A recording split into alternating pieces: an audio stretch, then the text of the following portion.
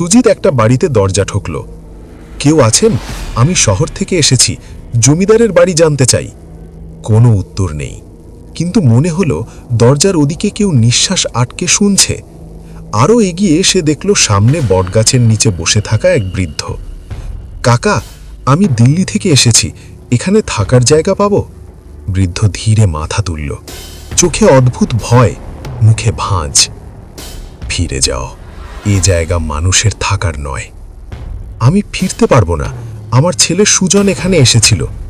সুজন নাম শুনে বৃদ্ধ চমকে উঠল। যে ক্যামেরা নিয়ে এসেছিল সেই কি তোমার ছেলে? হ্যাঁ কাকা, ও কোথায়? চারপাশে তাকিয়ে বৃদ্ধ ফিসফিস করে বলল, সে কালো জলের কুয়োর দিকে গিয়েছিল। আমি বারণ করেছিলাম, অমাবস্যা আসছিল, কিন্তু সে শোনেনি। এখন তাকে সেই কুয়োর মধ্যে পাবে। মানে ডুবে গেছে?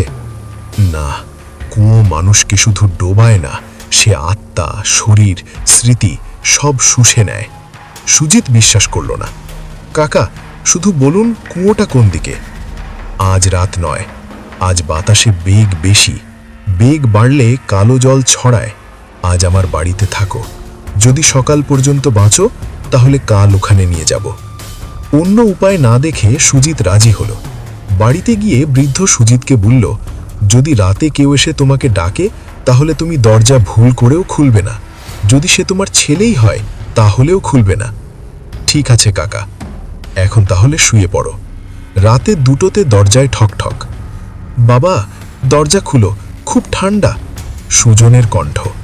সুজিত হাত কাঁপল। দরজা খুলতে যাচ্ছিল, তখন কাকার কথা মনে পড়ল। সে জানালা দিয়ে টর্চ মারল।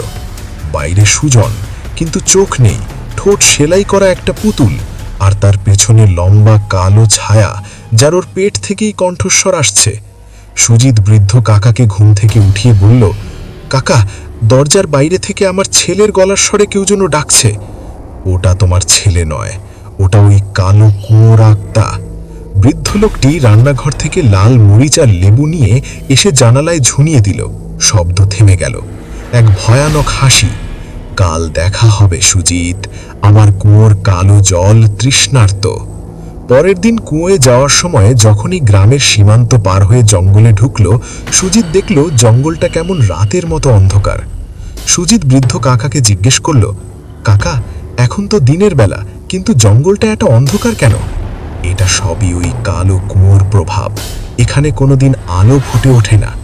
সুজিত কুয়োর কাছে গিয়ে দাঁড়ালো, তখন সুজনের আত্মা বেরিয়ে বলল, বাবা, ফিরে যাও, আমি আর ফিরতে পারবো না, আমি বেঁচে নেই।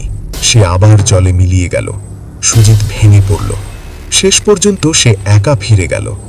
এই ছিল ধুবুলিয়া গ্রামের কালো জলের গল্প। এমন আরও ভয়ঙ্কর বাংলা হরর গল্পের জন্য চ্যানেল সাবস্ক্রাইব করুন, ভিডিও লাইক করুন। ধন্যবাদ।